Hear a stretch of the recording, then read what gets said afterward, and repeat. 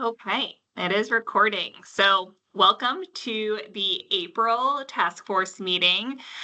This is our last task force meeting before for a couple months. I'll show you that in the schedule. So thanks for being here.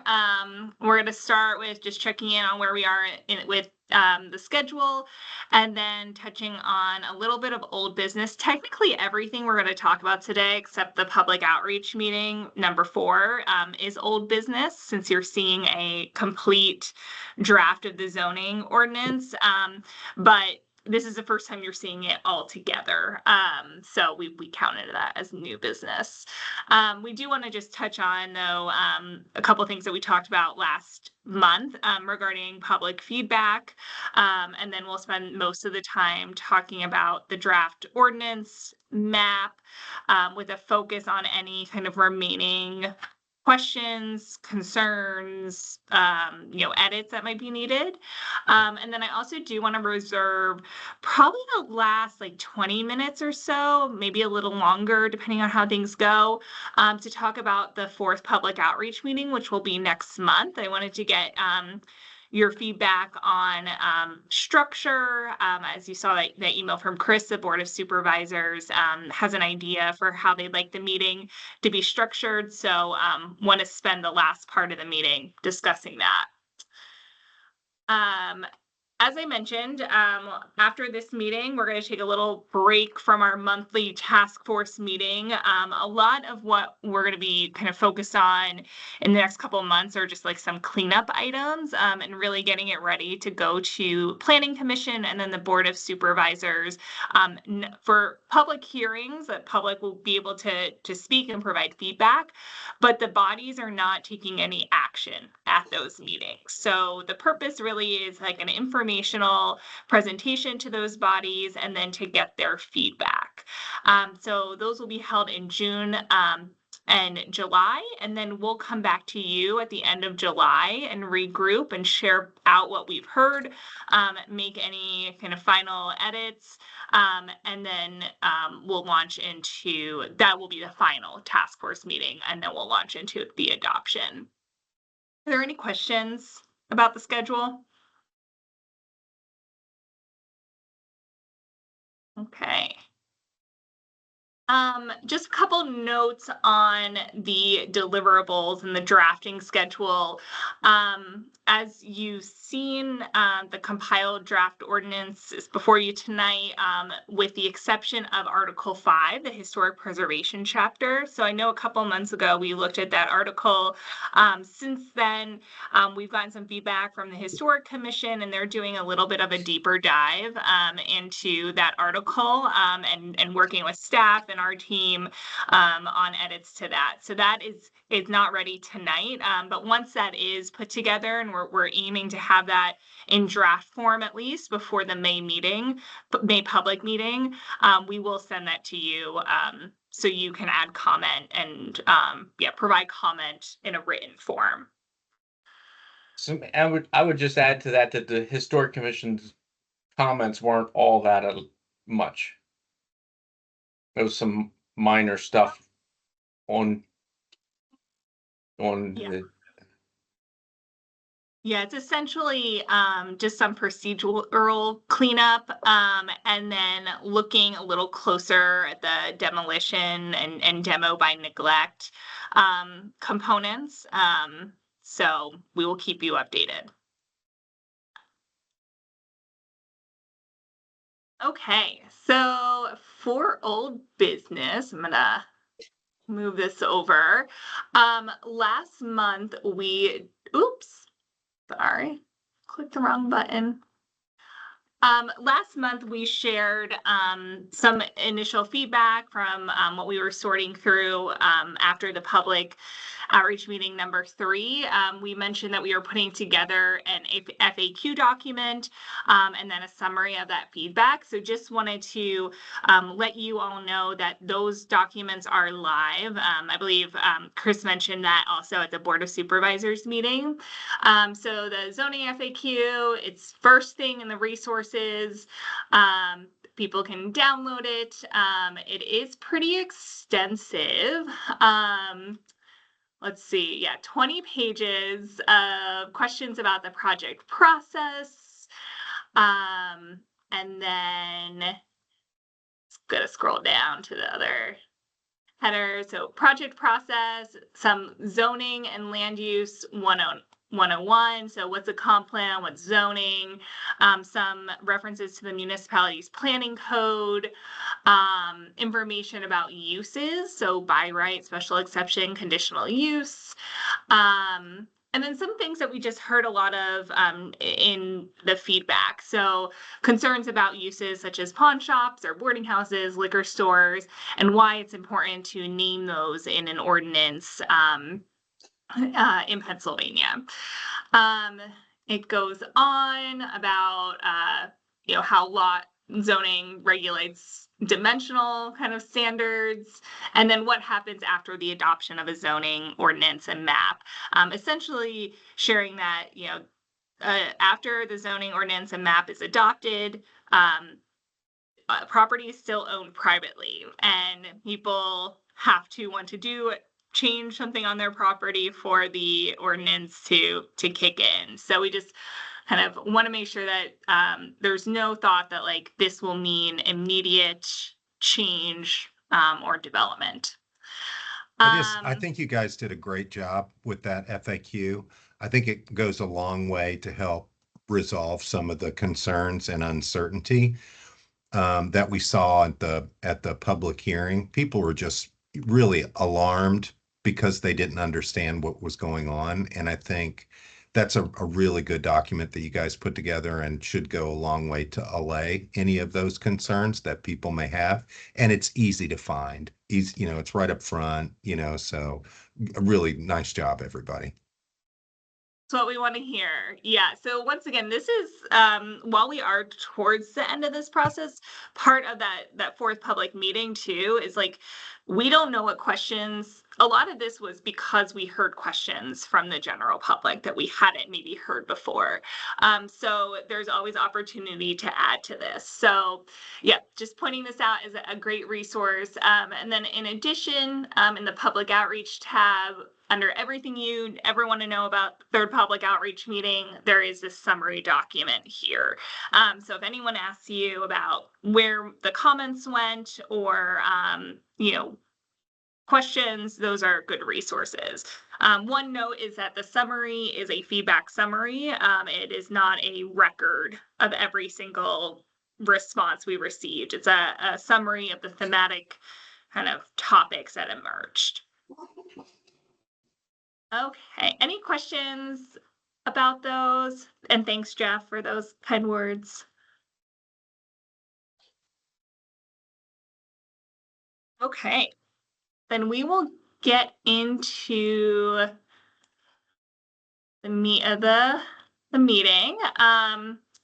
So there is absolutely no way that we could go through an entire ordinance in a meeting. So much like all of our other meetings, you will have time. Actually, I think we've extended the feedback timeline until around, I think, May 9th to get us your comments, or May 7th. I'll confirm that at the end of the meeting. So take your time to go through. I know, Don, thank you for already kind of adding some thoughts and comments. Today, there's just a few comments that we want to bring up for discussion, and then we'll open it up to you all to see if there's anything else that needs to be considered. So as you see on the right-hand side, we do have a lot of notes here for the solicitor. So we've heard comments from you all throughout the process, and we've been able to resolve a lot of them. But then some of them we want to defer to the solicitor to see if she has any specific feedback. So you'll see those notes throughout.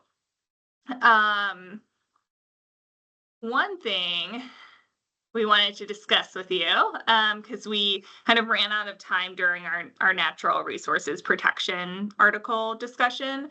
But there's a couple different ways to define a specimen tree. And the size. So one way is to just have this, basic table. One way is to say that all healthy trees over 20 inches in diameter are considered a specimen tree. The other way is to get into a little bit more detail, since every species is slightly different in terms of when they are considered mature. Or so that's what this chart says. We do not have a preference. I think this is really up to the township, you all as the task force, Robert and Matt, you all as administrators of the code, if you have a existing kind of preference. The simpler, the better, because right now it's 5 feet up, and and what the diameter is, it's kind of cumbersome on all of it. Okay. Yeah, I agree. I think just having one standard and 20 inches across the board would be easiest. Agreed. Yeah. Okay. I feel like 20 inches is a little. It's actually a little less though, because I know when I was working in Maryland, it was 30 inches.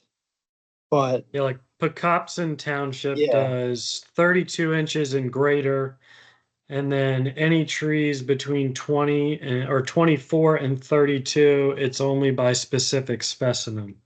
yeah, that can make sense. Well, one thing is sure, a sassafras is never going to get to 30 inches.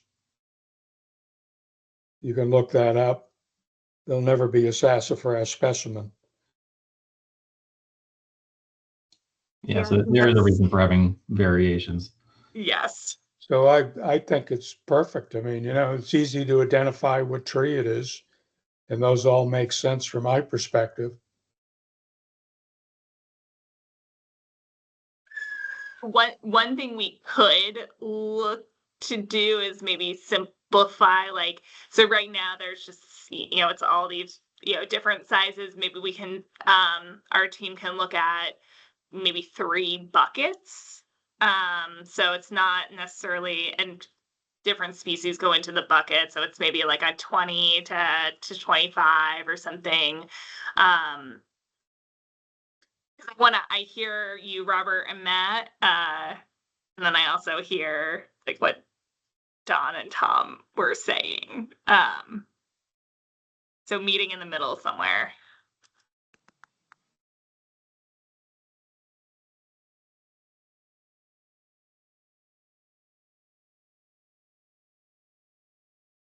I guess you could simplify the way you present it, but I don't know how you can make it simpler without listing the species. Right. Oh yeah, no, definitely keeping the species in there. Yeah. Okay. Or even just in the chart, and in the table form, it's helpful. You could group them by minimum size, and that would reduce. Exactly. Yeah. I would just Or do that. if you wanted to make it even simpler, just say if the circumference is more than 63 inches, it's a specimen tree. Because you can measure circumference with the tape measure, but you have to calculate the diameter, Yeah. right? So Yeah, I maybe agree just go with that. straight to the circumference. Yeah, I agree. Circumference is a simpler process.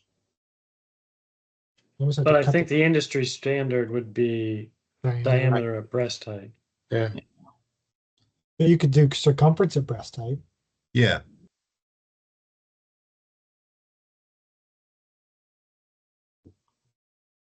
Okay. Cool.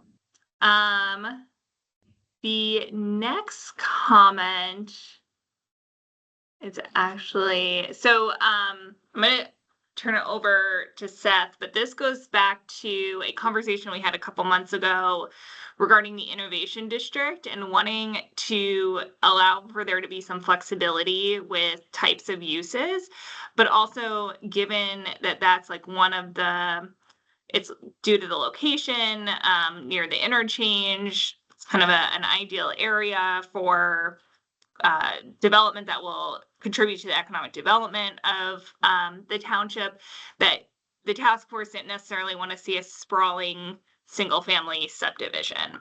So, however, you all acknowledge that there are some existing single family, and maybe someone would want to subdivide their property and then sell off a portion to build a single family home for a family member or something. So you wanted there to be some flexibility. So with that, I'll kick it over to Seth to go over kind of what we. Thank you for Well, that very we're- succinct introduction there, Sam. I really appreciate it. No problem. I mean, I will be honest, Sam and I have been like trying to come up with a simple solution to this question. And, you know, there's not a lot of case study out there about maybe allowing for single family homes, but only in certain situations. Like, you know, some municipalities here in Pennsylvania or across the country are looking at, you know, reducing single family home zoning, but not necessarily as a use, or even not allowing for it as a use in like a pseudo residential area. So it's a little tricky. So we put together this memo that highlights 3 potential options that we could try to use to address this question.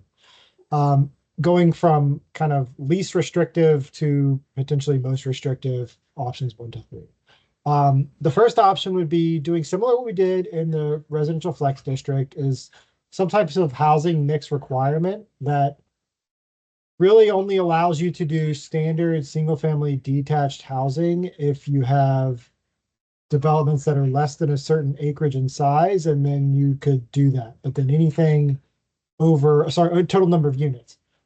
Anything over a total number of units, you're going to have to provide some different housing types. So you could do something up to like 10 single family detached homes, but anything more than that, you'd have to do a different type of housing unit. It would still allow for it in terms of development. I think what does concern me about this being an option is the potential for it to be done in phasing under different LLCs or different developers, and then it gets hard to track and hard to control. It becomes more of a, I think, a burden on the township to try to really, if this is truly the vision for the innovation district, to try to hold the feet to the fire on projects there. But it's certainly an option. One of the things that I saw a lot of in Ardmore, where I used to live, it would be the houses were relatively small, working class housing built in the 40s, maybe early 50s. And a house or 2 adjacent houses would be purchased, both demolished, Yep. and then 3 houses would be put in their place. So sometimes one property would be demolished and it'd be 2 houses. Sometimes 2 houses would be demolished and it'd be 2 or 3. So it was subdividing individual plots, and they're relatively small, and the housing stock went up as a consequence of it, which I think is desirable for that area. It seemed like something that everybody liked. I'd hate to prohibit it if it's, a use case that we think is a reasonable one. So, I mean, in that scenario, was it the fact that they were, smaller workforce style houses, presumably on smaller lots, Jeff? Yeah, they were like maybe Quarter acre, quarter acre lots, and so there was a little bit of a front yard and side yard and backyard. And with the new houses, they were typically a little bit larger and more modern. So there was less side yard, front yard, and backyard, but okay, more. That was okay. Yeah, but that was okay.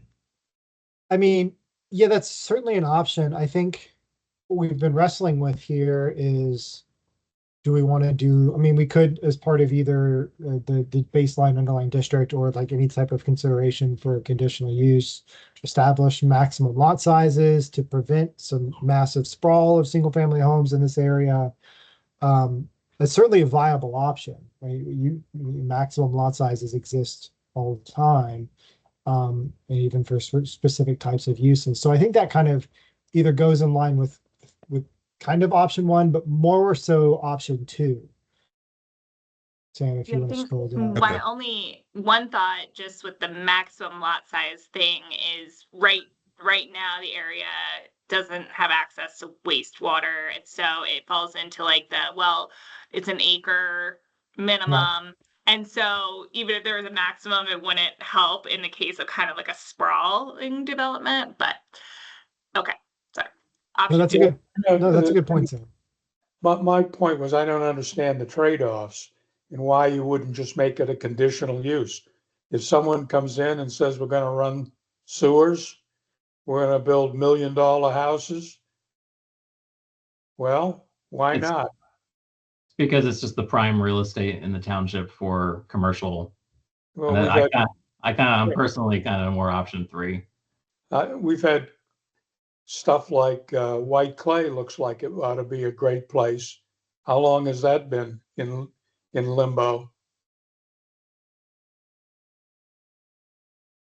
I mean, it's a good question, Don. Sam and I were talking about this earlier today. There's case study information out there that shows even $1 million homes on a large scale development project don't necessarily always generate as much, or likely generate less tax revenue for municipalities than smaller, more dense developments. And there's, when you have sprawling developments, you have increased. I'm trying to get my hands around something that's meaningful. How much is the trade-off? I mean, if it's office buildings versus that, what's the expectation? Is it 1%, 50% more, 100%? I mean, without knowing, I see no need to have anything other than conditional use. Let someone come in and tell you what they're going to do. Yeah, and honestly, the big difference here is any residential, it's going to be property taxes as a revenue source only. Right. Whereas if you get commercial, you'll have employment and income. They're going to pay an income. Well, the argument for the sake of income tax is when you have more residents in an area, you're going to generate more earned income tax on a denser development rather than a sprawling development. I understand that, but but to what degree? Right, I totally understand. I understand. So much hypothetical, it could be anything. So when you tell me it could be anything, how do I make a decision? Is it nickels and dimes? Is it hundreds? Is it thousands? Is it millions? All fair question. I mean, there is case study out there from larger cities that try to showcase this on, townhouses versus single family homes. There's stuff in Nashville and Atlanta, Seattle. It's just not quite as applicable to New Garden. Like, it's hard to wrap your head around what those numbers mean, because a lot of those are focused on how can we get missing middle housing that generates more land per acre than large box Walmart and retail locations. So we didn't want to throw that in front of you because it doesn't quite answer your question. Unfortunately, there's not a great analysis out there of like single family home, townhouse, small scale apartment, and all the factors that go into it and what's that equation look like. Frankly, shocked that there's not. But we're wrestling with that. Then why complicate it? Why not just make it a conditional use? Because you don't know the numbers, and listen to people when they come in. I mean, when you complicate things, it's with an obvious purpose. And if you don't know what the purpose is, the size of the number is, what are you doing? What are you telling me? You're telling me you're doing it because it feels good, or what? Yeah, I mean, I've worked with other municipalities that there's a sub-consultant kind of on the project whose sole responsibility is to conduct a fiscal impact analysis. So I have seen like very specific numbers for different scenarios that apply, like, New Garden townships, like all the specific taxing numbers and everything, percentages. That's not something like we can find, like, as Seth said, kind of like general, like, here's the value per acre, here's the revenue per acre for different land uses, but it's not going to be this specific area, this like acreage in this district, and the New Garden specificity. So I think then it comes back to the goals of the township and, beyond like fiscal sustainability. I think there's also, we've heard a lot about like declining school population. So allowing for more density there would, help to address that, if it goes in the residential direction. But I mean, I'm interested to hear, for the rest of the task. If it's an innovation district, that doesn't include any children necessarily. It's office building or something like that they could be living all in Kennett. Yeah. I mean, so I'm groping for some sort of something to fix onto that make it more specific than just a conditional use that you can decide at the time, depending on what the proposal is. Why complicate it if you don't know what the answer is going to be? Yeah, I think you raised a good point, Don, and it's interesting to hear you say that kind of fiscal analysis has been completed elsewhere.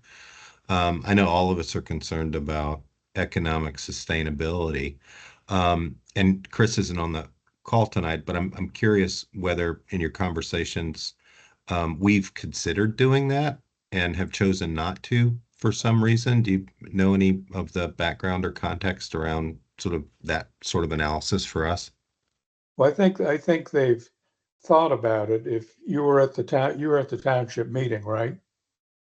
But I was there early, but I didn't stay for the supervisors meeting. Yeah, there was a discussion, or at least it's been my recommendation to the board from my experience in a prior community that they need to get an economic analyst in there to recruit businesses in and to determine what the economic impact is, rather than doing what we did last night, which was to listen to some guy tell us how much he could help us build a recreation center without saying that there are recreation centers already where all the lacrosse and soccer players go in 4 locations around here. There's one in Downingtown. There's one in Conshohocken. There's one in Frederica, Maryland, Frederica, Delaware.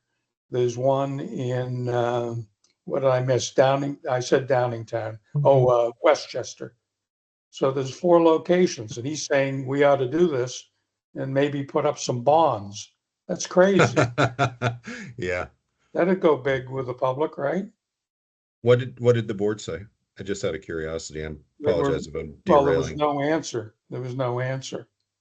He just made his proposal, and the board members I've talked with didn't see any value to it.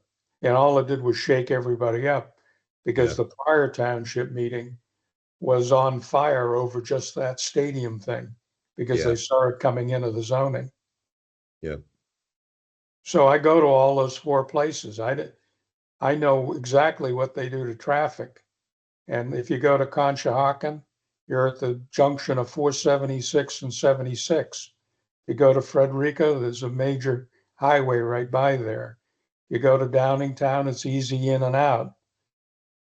And Westchester is on 202, right by 3.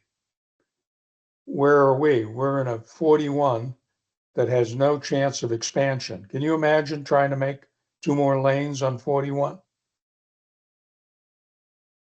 Yeah, I think we're talking about adding another one. Yeah, we actually are. Yeah. Good luck with that.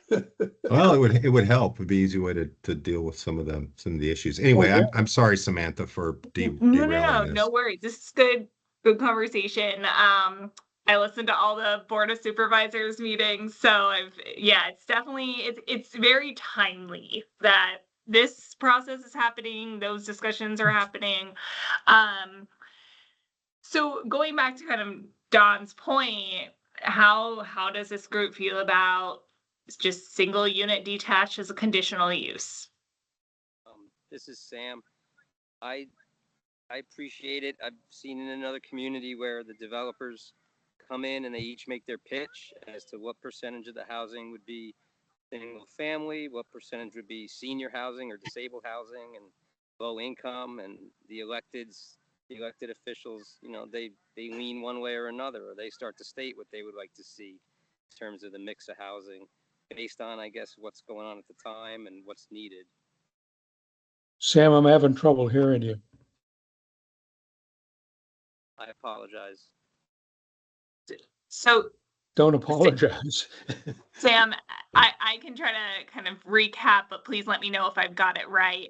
So basically, Sam was saying, like, he has seen in other communities where developers come in and they, as Don, as you said, make their proposal, make their pitch as to what kind of unit mix is appropriate and what they're proposing. And then it's up to the decision makers to share their feedback, and depending on what is kind of the priority of the township at that time.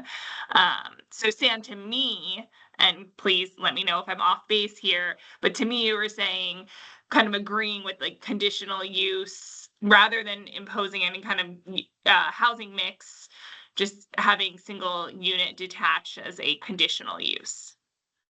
Yes, you got it. And to Seth's point about the phasing, I've seen where they'll say it can be phased, but you've got to put the less lucrative housing in first, or percentage of the smaller homes in first before you can put in the larger homes. I agree with that, Sam. Yeah. Okay. Mike, was your hand up? Yeah. My main takeaway still is I'm just concerned, you know, it's some of the more available land. It's the primary situated land for commercial. I think, and correct me, innovation does allow for mixed in residential, right? We're just talking about single family here, detached. Yeah. So I personally am still more option 3. You know, there's only so many places in the township where you could allow for this kind of commercial district. You know, mixed use has its own type, but this is really the one that has the good highway access. Yeah, you know, actually, Enterprise over there, that whole purple area, that's really all just mushroom. Yeah. And just real quick, and Robert and Matt, you might be able to tell me just off the top of your head, but with the existing zoning here, in most, so that some of the existing zoning in that area is R1, but most of it is the business park. Is residential permitted in your existing business park as a use, you know? Off the top of my head, I don't believe that it is. It's another consideration. Like right now, there's only really, and actually, let me go back to slider. Because it would be just like that commercial industrial too that we were talking about earlier. Yeah. Here, let me pull up the slider map. So that's my concern. You know, we already in the township, we have no shortage of places for single family detached homes. I just don't want to lose the key real estate that's available for more commercial purposes near highway access to just more single family detached homes. Yeah, you make a really good point, Mike. Yeah. So really, when we're looking at it in terms of like a existing versus proposed, you know, this is the existing. Most of the innovation is within the business park. It's just these parcels here that would be changing from permitting single family detached now to potentially having some conditional use or some sort of limitation. So it's really not a large portion. Does that change the perspective of people's thoughts?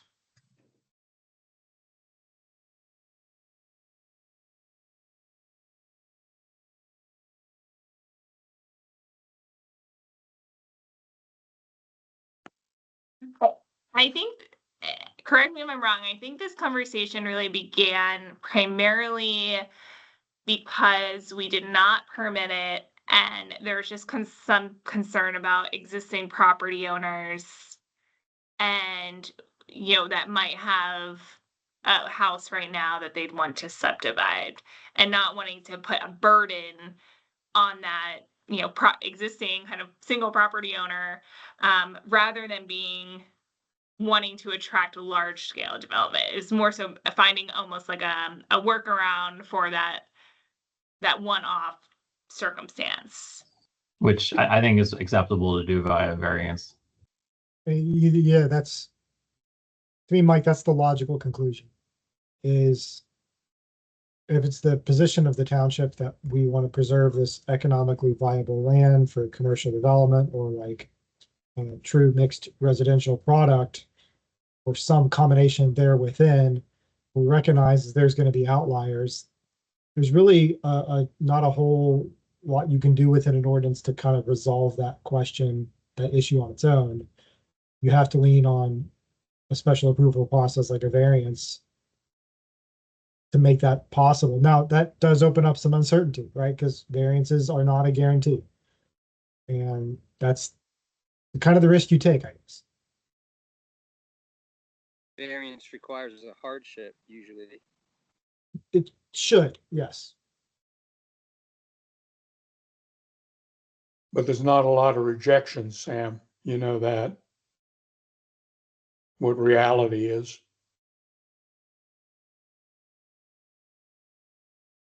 Right? You agree with that? Yes.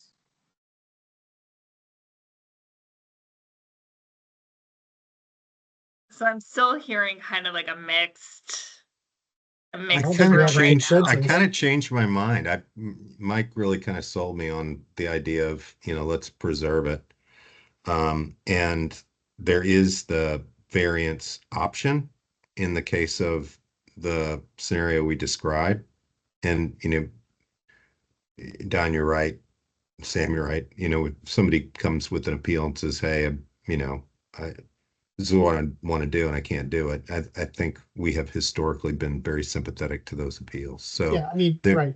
I've got 25 acres. I want to carve off a bit for my kids. Like, that's not the worst scenario in the world. That's right. And we never say no to requests like that. So there's a provision for this circumstance. So I feel like it's addressed. I would be inclined to, support your proposal, Mike.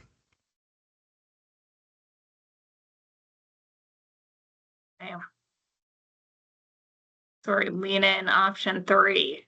Obviously, this is like we're gonna put this in the draft, and there's gonna be a lot more discussion. We know that. So this is kind of just like what the task force is kind of wanting to put forth to the community, to the planning commission, and to the board of supervisors.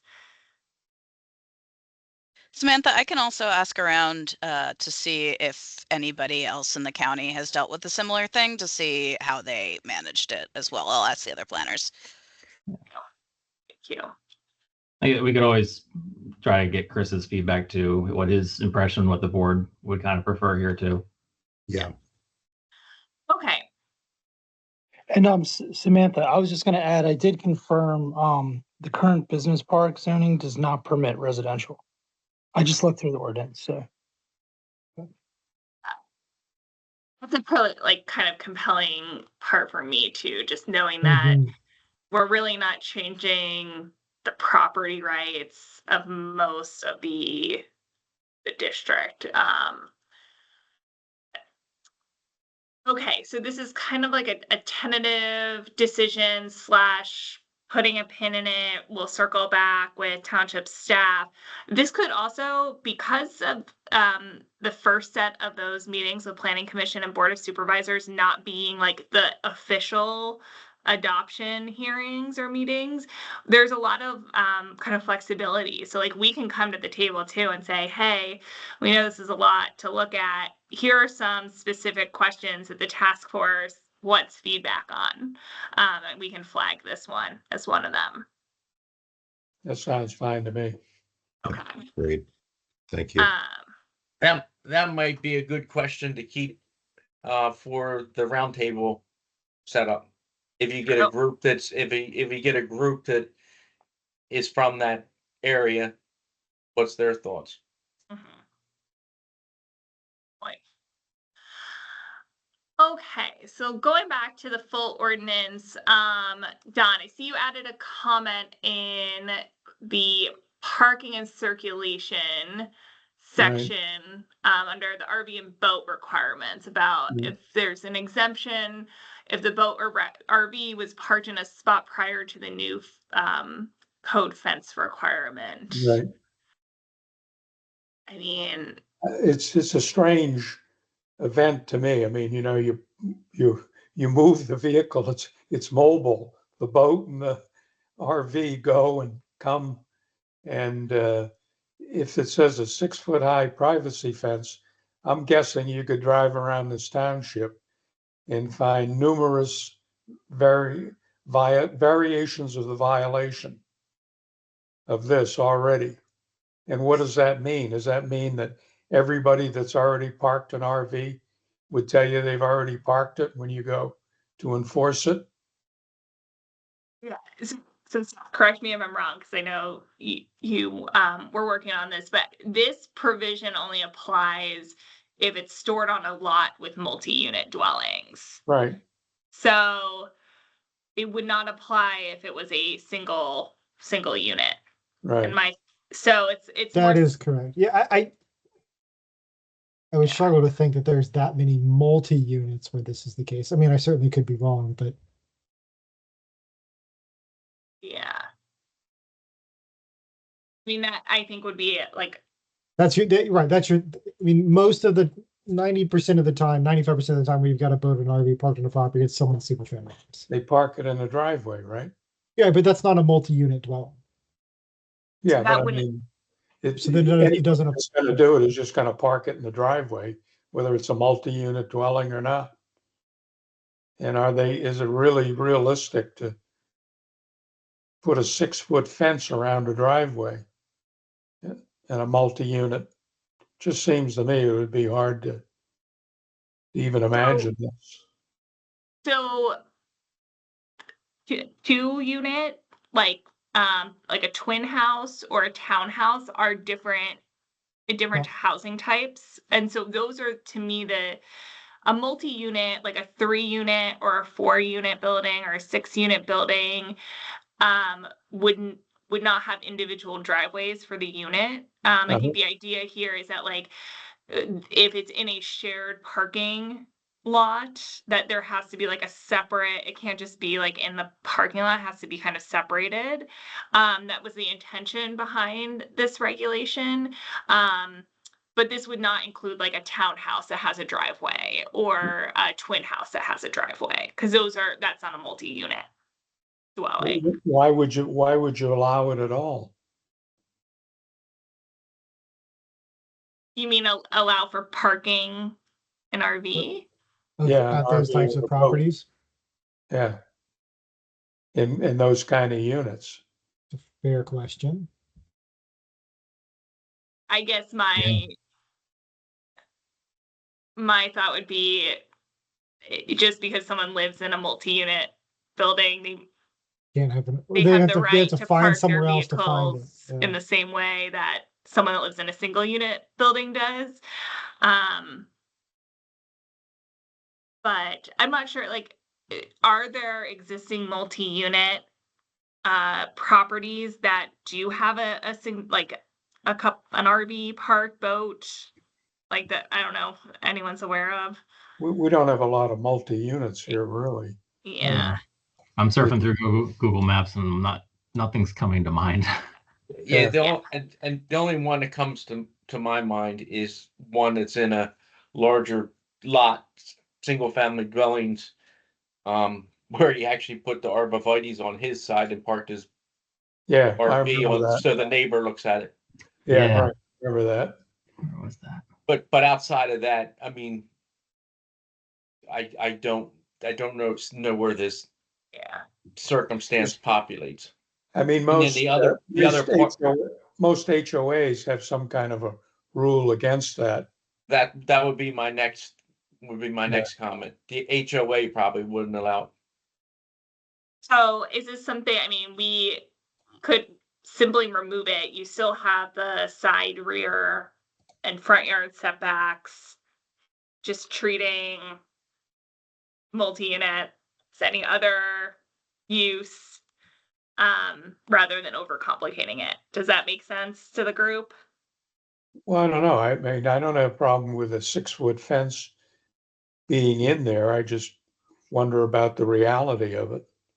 The enforcement, I think, is tricky. Yeah. I don't know how, it's a strange, like, how do you establish a non-conforming situation with that? A mobile. Yeah. So You document it. It is not fun. I've been down this path with illegally parked 18-wheelers. Like, is it non-conforming every day, or is it pre-existing yeah, you have to go through this exhaustive process. And yeah, I get it. It's a good question, Don. Either way, it's going to be, if you don't allow it or you require a fence, you're going to have to enforce it somehow. Yeah. So I'm okay with the fence. I just find it to be a little bit difficult to imagine. For the administrative perspective, do you have any thoughts about keeping it in or ways to improve this? Were you asking me, Samantha? Or yeah, Robert or Matt. Yeah. Yeah. Just from your The enforcement. the enforcement's going to be problematic. There's enough issues with enforcement in New Garden currently. Anything this is minor. This is not a priority. Yeah, that would not be a priority of ours. Which is totally okay. Like, you can't be out, enforcing every single section all day, every day. This is one of those ones where when it comes up as an issue, you address it. Yeah, that's more of a neighbor complaint, in my opinion. So I guess the question is there any harm in keeping it in? It allows that leverage of a property owner to kind of make the complaint if they want, and then it'll be case by case. I don't see any harm in it. Okay, so the rest of the comments here are for the solicitor. Is there any, before we move to the map, any section that you guys wanted to take a closer look at right now, knowing that you'll have a couple weeks to dig into it?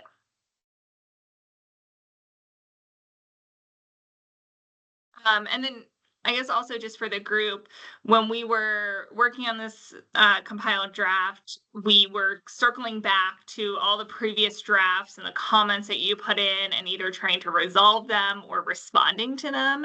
So if you did have a question about like, hey, I wrote a comment and I don't see it addressed, or I don't know how it was addressed, that's how we were tracking those responses. So, but let me know if you have any questions once you dig in. Okay, so going to the map, we have this final draft zoning map, for review. The last time we talked, we called out the areas that we were changing. We just made the edits that we discussed. So a big change was in the southern portion of the township, having it remain residential low density, with the exception of a smaller development here that just is more suited for residential medium density because of the existing condition, and not wanting to cause nonconformities for those residents or for those property owners. One area that did kind of get a little change is originally we had discussed this area along Limestone being all residential flex. And this kind of island area, like, I guess there's some desire to have that as accommodate like a variety of uses. I think that there's like it already would permit it in the UD district, and I think there's interest in that property, this like larger property here, and so we were looking at like, okay, what makes sense for this island, if this island kind of was mixed use corridor. We did feel like these parcels here, it was still appropriate to keep those as residential flex. You can't see it on this map, but on an aerial image, you'll see that just across the border, it's residential. So this residential flex kind of provides a buffer between the mixed use corridor and the surrounding districts. Samantha? Yes. Right, the island is Bruce Wilhelm and AAA Lumber, but you have those parcels, and what you're saying is the residential flex, and it's the Lafferty mushroom houses, those two, maybe rectangular, just to the east of Old Limestone. I don't know if they gave you any input, but yeah, I mean, those are existing mushroom plants, and you're essentially zoning them into nonconformity, whereas you're retaining it for the mushroom houses on Limestone, on the west side of Limestone, and also, and I don't know that they're opposed to that, but I just want to point out that they may be, and at the next meeting they may bring it up. Yeah, we're talking about this large parcel, right? My map. Right here. Yeah. Well, it's the up a little higher and then to the left. Yep, that one, let's say, and then the one above it. Okay. There's a couple. That one there, yeah. I'm just trying to remember, Yeah, was the main opposition to this parcel here or the stretch right along like Southwood? I thought Harrogate was the source of a lot of the concerns there. Yeah, the opposition was down where her mouse cursor is. Yeah. Yeah, so actually, if we bring up, so back in December, right now what you're seeing is what we had proposed, and you'll see like we had these parcels here as mixed use corridor. With the new zoning, we're taking away where or we're adding residential flex here rather than mixed use corridor, and then our thought was with keeping or changing this area to residential flex, it kind of the intensity potentially of what's going on Limestone Road is a little less. It's taking into consideration the fact that it abuts residential. There is no residential except in Delaware, and it's except for the Rocky Springs Road there where I live. But I lost my thought. Just that, right? It's taking away Lafferty's. It's making Lafferty's mushroom plants nonconformity. Yeah. What would be the harm? What would be the harm, Sam? I mean, they're non-conforming in any number of ways. They don't have a 50-foot setback. The housekeeping is horrible. There's junk right up to the street, including wires. That's not the Lafferty's. Who's area. This is off of Old Limestone. They don't have junk at that. Well, who's the mushroom right on the corner of put the That's a different Lafferty, yes. And then and some on Southwood, right on Southwood Road. Yeah, that's the same thing. A shame. That is a shame. Yes. I said it's the same thing. It is a shame. I agree. Every time I go by there, it's dirtier than ever I imagined. Right. But okay, I said enough. We could proceed on. Sorry. You know me. I mean, what's the difference? I'm trying to understand they still have a going mushroom operation. There's still two brothers and a widow of the other brother, and they have have mushroom operations in township and other places, and that's all. And it seems to just make them a nonconformity, I guess, with their knowledge because it's a public process. Well, I mean, they're non-conforming no matter what you do because they're right up to the street. Aren't they already I don't follow non-conforming? that exactly, Huh? but I don't follow that exactly. There's a but okay. 50-foot setback required on those type Wait, of operations.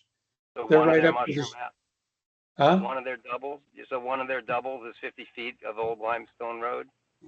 The whole operation, they work at Southwood right up to the edge of the road.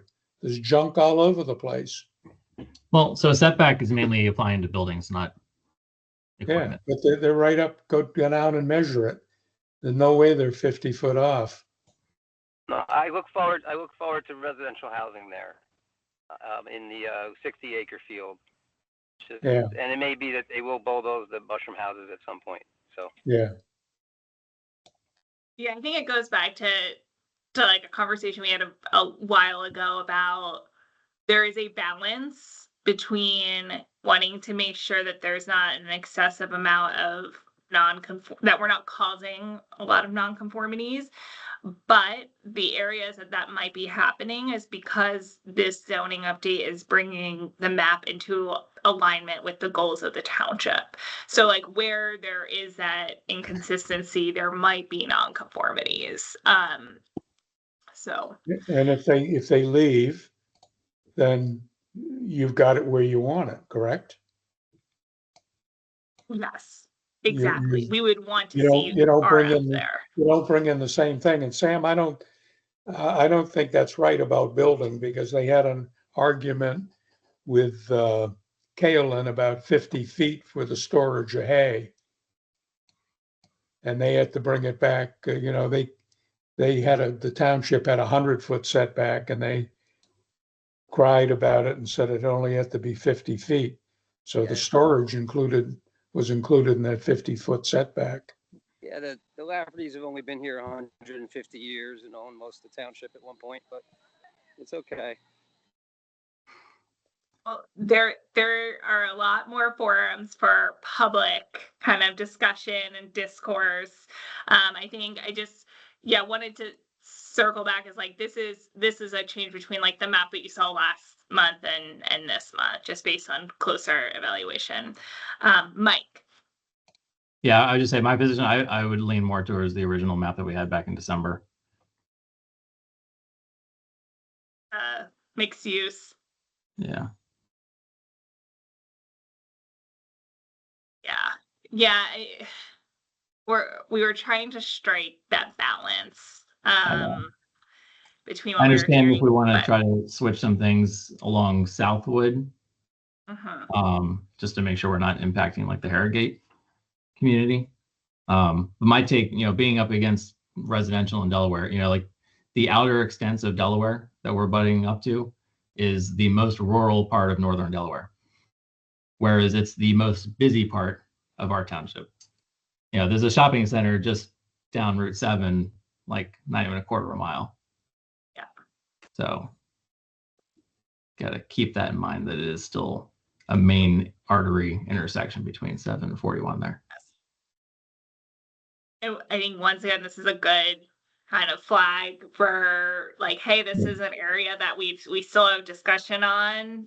These are the thoughts And I also agree. I don't want to make a nonconformity for somebody who's been here for over 100 years.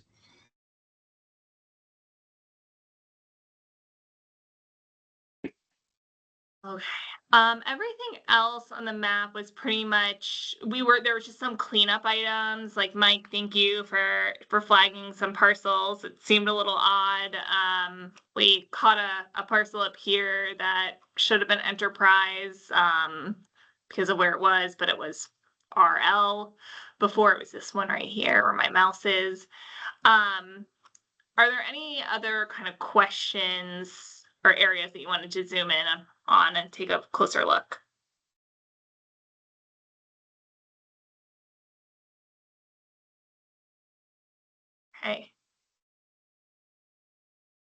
Okay. Well, with that, I want to kind of shift gears to thinking about the public meeting in a month. It'll be on May 21st, and I'm just bringing up our brainstorming document. So, I'm gonna try to click out of some. I get really choppy. My video gets choppy when I have a lot of things open, so trying to close out of those. So as Chris had said in his email, and if any of you are at the Board of Supervisors meeting, you heard it as well. There was a discussion about how to make, this is the last public outreach meeting before a series of 4 public hearings. Public hearings with the Planning Commission, Board of Supervisors, we know have specific kind of rules and guidance regarding the way that the public interacts with the boards and the commission. The public outreach meetings have a lot more flexibility. So we want to take full advantage of having, making sure that this is a environment that we get great feedback, that people feel like their voices are heard and that they're able to have discussion with their neighbors and us. So the idea was to accommodate, as many people as possible, but also in a way that not one person dominates a conversation or other people aren't heard. So we were thinking about doing like a round table style approach to a meeting to really encourage conversation. So to do this, we are thinking of having 2 blocks of time. So we have no idea how many people will be interested. Like, we know how many people showed up to the last meeting. You never know how many people will be interested this time around. More or less, we want to make sure that we're prepared and that anyone that wants to be able to attend can. So we're proposing to have 2 blocks of time. So have one session, like 5:30 to 6:30. Each block would be an hour. We have a little break between to kind of reset. There's always kind of stragglers that you'll, kindly usher out so we can set up for the next session. And then another session from 7 to 8. And how these would work is, well, first we would encourage community members to register in advance.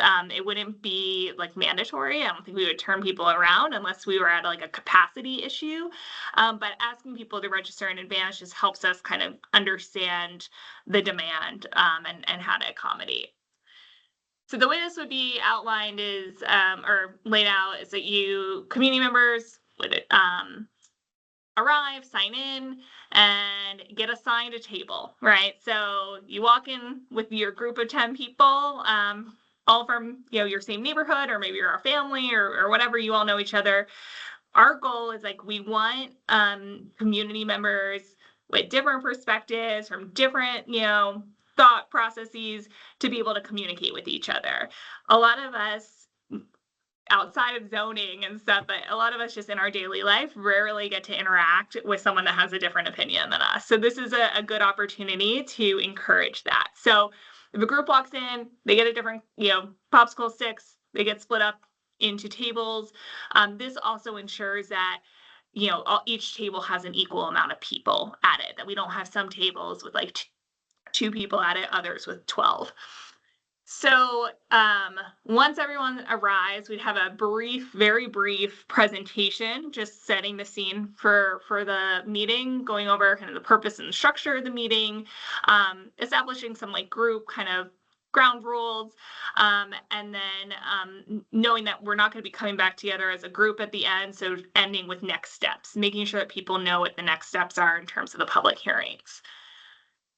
So then for about the rest or for 30 minutes, there would be a structured conversation. So I should note that we did buffer in time for people to get settled. We know it always takes a little longer. So we're buffering like 5 minutes for people to come in, get settled, probably less than 10-minute presentation, but we're rounding up, and then 30 minutes for a facilitated conversation.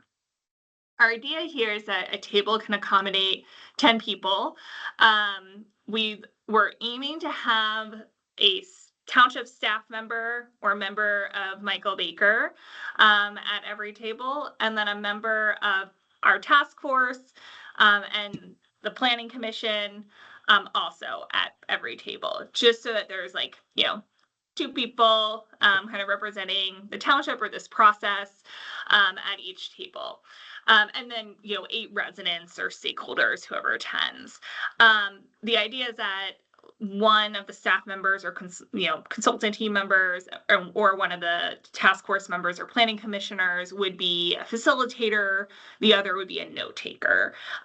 We would be providing a facilitation guide with the prompts in advance of the meeting. The note taker, we'd be providing kind of flip chart paper. So it does require a little bit of effort for you all, but we need the people power if we're going to accommodate, I think 10 tables we're thinking. That's once again at the max. So then at those tables, we'd have definitely the zoning map. I want to discuss what you think would be helpful to have at the tables, like, you know, maybe a copy of the full ordinance. Would it be helpful to have the FAQ document, you know, other materials? But essentially we would want to have that time to discuss 4 prompts, because 30 minutes isn't a ton of time. So one of those at the end is definitely, what questions do you still have about the proposed ordinance? And the idea behind that is that we want to get kind of more questions that we can answer in the FAQ document. The other prompts this is where you know, we still have time to come up with these, but I love your feedback. Like, we know where the sticking points are. We know where people's concerns are at this point. It's primarily around like mixed use in certain areas, and then also like an increase in housing density in some areas, and all the things that those entail, whether it's environmental, infrastructure, etc. So I'm thinking at least 2 of the prompts need to be around, you know, the township has identified this as a goal, you know, economic fiscal sustainability or economic development, you know, as a goal. This is not the final kind of verbiage, but to do that, we need to encourage a mix of uses in certain areas. Like, which areas are most appropriate from your view? Does this map address that? So that being one question, and then another about the same thing with housing, kind of presenting, this is what we know about housing demand in the county. This is what we're seeing in terms of the school district. So this is something that the township has identified as a challenge. This is how we're proposing to meet it. What are your thoughts? So I'm going to stop talking right now. And what are your reactions to this kind of setup? Well, I think it would be really effective. And it provides an opportunity for us to have really good engagement. It will be, it'll be demanding to support it. I think the tools that you're proposing to provide will simplify that process considerably. I like everything that you shared. You know, I think you said the grid with all of the uses and where they're allowed, and I almost feel like we're going to encounter a lot of real specific concerns, some not in my backyardism that's going to show up.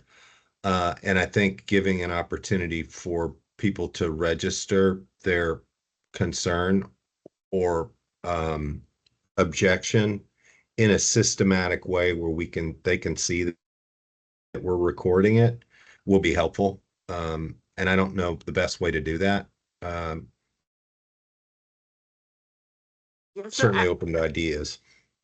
So actually on that note, and I kind of forgot about this, but we heard a lot from community members at the last meeting about, like, you know, it's great that I can provide my feedback like in a written manner, but I really want to see what other people are saying, because sometimes other people have a thought that I didn't think I had, but now that I heard it, I definitely agree with that thought. And so one way that we were thinking of doing that is, the person, the note taker, is just jotting down kind of everything that's being said, notes. And then the last 5 minutes of the conversation is with the group prioritizing and starring, or circling their top 3 kind of main takeaways from the conversation. And then the last 15 minutes of the meeting, we would allow people to walk around. Maybe people get 3, sticker dots, and they can walk around to each group, look at the paper, see the top 3 takeaways, and like agree with a statement, saying like, hey, like I really liked that takeaway. Like that was something that my group didn't talk about, but I agree with. So that was a way that we were trying to like balance really good conversation with allowing the group to see the thoughts that were happening in the other groups. Something beyond like a share out, which can take really long. Yeah. Where is this going to happen? Is this going to be in the boardroom area? Did you cover that? I think so, Robert and Matt. That's what you guys were thinking, right? We Yeah, clear out that.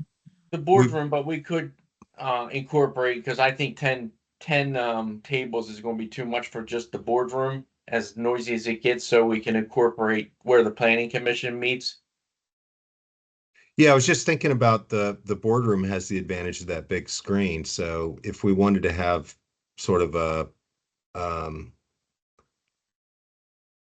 like it, don't like it sort of running tally, that we just shine up on the screen, and if people say, I really don't like the idea of a stadium anywhere in the township, right? That goes projected on the screen. Don't like stadium anywhere. Or I like, whatever it is, then it's, we could, ask whoever is minding that projection to post it up there so people can see the top. Yeah, I think that's a good ones. Yeah, that's a good point, Jeff, and we can probably get an outside staff member to maybe facilitate that. Yeah. Actually, that has me thinking, it will be kind of like a little like mad dash, like right at the end of the conversation, but using like a platform like Mentimeter or something, where instead of like, the group circling their ideas or something, they can put it into Mentimeter, it'll pop up on the screen, and then everyone can like put a thumbs up or thumbs down or something. So rather than like physically walking around. Yeah, I think we can make that work. I feel like we're getting really close to Heads Up 7 up here, Sam. That's true. Yeah. That's true. So beyond like making sure that we discuss the mixed use and the missing middle housing points, is there any other kind of like hot button topic, or even just a way that you are thinking about that would be appropriate to phrase something? I'm sure you have been having conversations with your neighbors or others about this, so we welcome your input. Samantha, before you jump to that, Jeff, do you think that the supervisor's room is enough capacity? I personally would break it out to multiple rooms. Yeah, I guess it depends on how many people come, Yeah. I'd love to be able to fit everybody in the boardroom, but I suspect that, we might be surprised. Well, just put out a bulletin that we're gonna put in a stadium. And then Then you'll know to find the biggest room next to your house. No more specific than that. Just advertise it as stadium discussion night. Well, the other thing we could do is have it set. Yeah, well, we'll talk about. Yeah, Talk about that. Yeah. if we're gonna have prompts, Samantha, I think we need to agree essentially about what we should tell them about mixed use development. We gotta have some key points. We ought to be in agreement as to what that means and what's the need for middle housing being missing and where it's appropriate, we ought to have some concurrence. Yeah, so it's essentially what we would be looking to do is use the points in the language in the FAQ document. Because what we want, and this will be kind of in guidance that we provide to all the facilitators, but we want to make sure that the facilitators, well, it's important to make sure that like misinformation is being clarified. We also want to make sure that the facilitators were being kind of like neutral and are just providing facts. We'd be looking at kind of what's in here about, I'm sorry, why do we need a mix of housing types? Yeah. And then why do we need mixed use development? Right.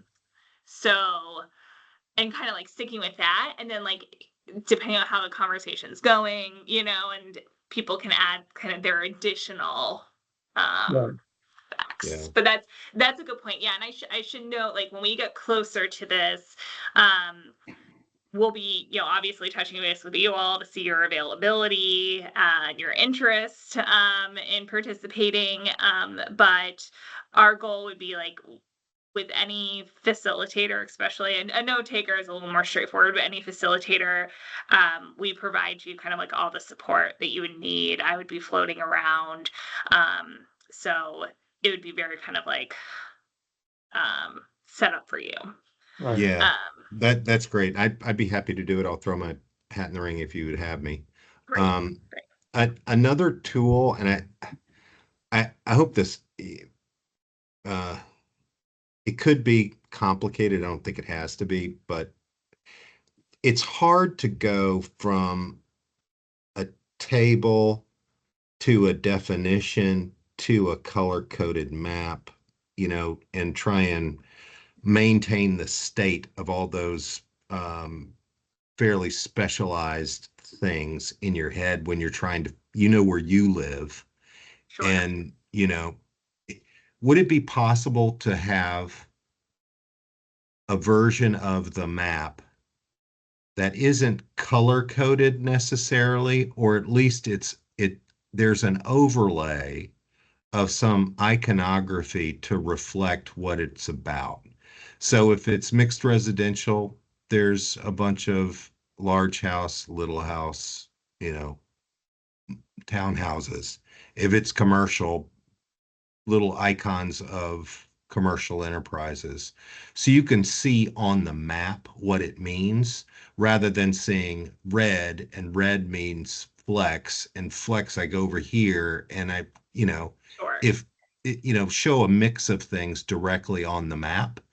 And it can be simplistic, Mhm. but so you can just look at the map and see what it is that we're talking about without having to, do some mental gymnastics to figure out, okay, I live here, and follow 5 steps to figure out what could be built next to me. Does that Absolutely. make sense? Yes, I think that makes sense. And I'm kind of picturing in my head right now, like, I think there's a mix of like iconography and like call out boxes that maybe expand on use with like obviously not every single use, but like some of the main uses. So yes, I absolutely see your point. And I think in addition, for something like what we would have at the table, we'd want a large map, of course, but sometimes it's helpful to have something also in your hand. So we would want to provide kind of like packets to people as well. So there's like a mix of like, here's your packet. Obviously, we're not going to print out a full zoning ordinance for everyone, but like the use table, for example, or the districts chapter is or probably the frequently asked questions. Exactly. Yeah.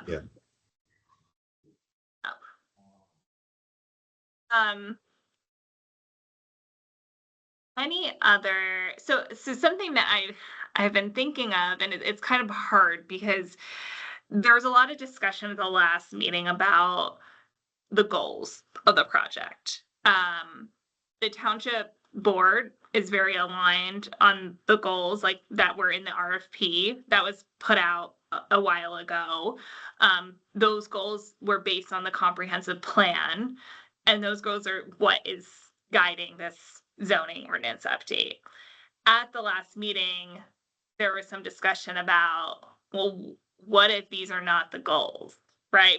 And the thing is that it's a hard conversation because you want to have those conversations during the comprehensive plan process, not at every single stage of, after the comp plan, you're relitigating kind of like the goals every time. You really want them to be based in that one process. But I guess I don't know if there's something, if it's worth asking kind of about not opening up a can of worms, but like almost having a discussion about how the goals benefit quality of life for different types of residents and including themselves, and like trying to like have them make that connection between like, how is this going to benefit the quality of life? Because there were certainly a lot of quality of life concerns. Yeah. If we It's don't an already have excellent- something in the FAQ, we should make sure we've got something to tie back. The goal of commercial and mixed use is to help raise more income for the township to offset future tax increases. Mhm. That's the big driver we tried to tie back to during the board of supervisors meeting Monday.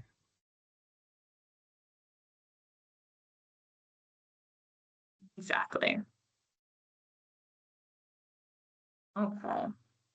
Well, we wanted to have this conversation with you today because we're going to be putting together a flyer for the public meeting, and in that flyer, in addition to having kind of a pre-registration or registration link, we also want to be really clear about like expectations and how it's going to be set up and all of that, so people don't think that they're showing up to like an open house or a town hall or something.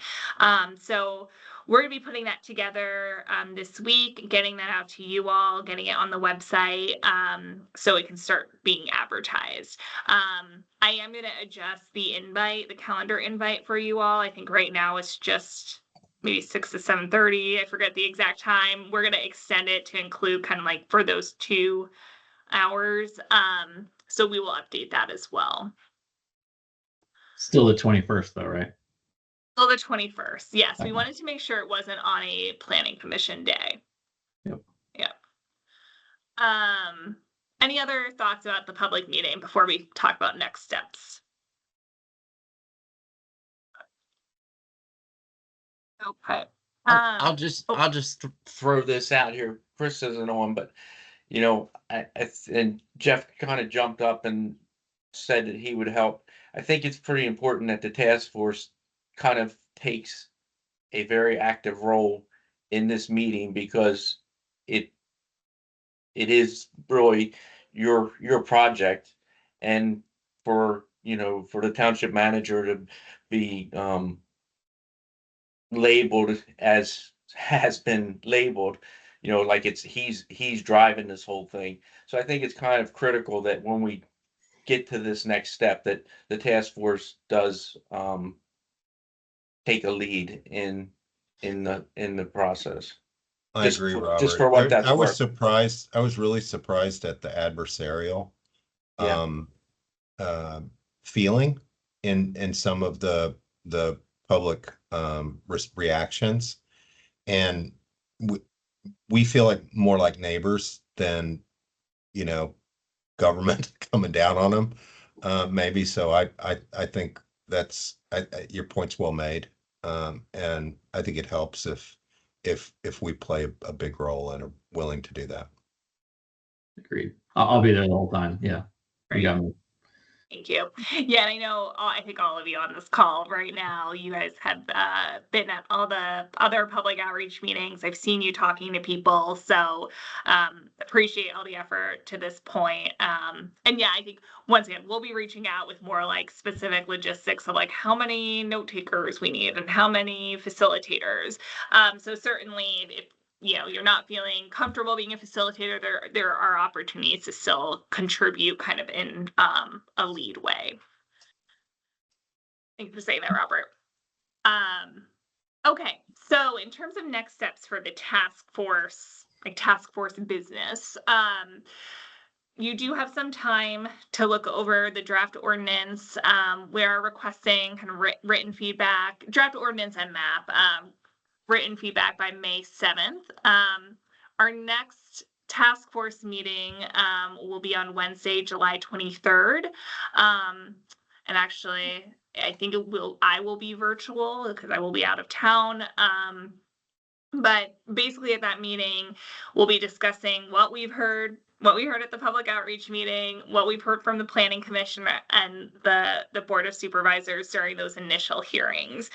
So at that point, we're probably going to bring like, here are some, major things that came up. Here's what we're proposing to do about it. What do you think? So that will be our final kind of touch base.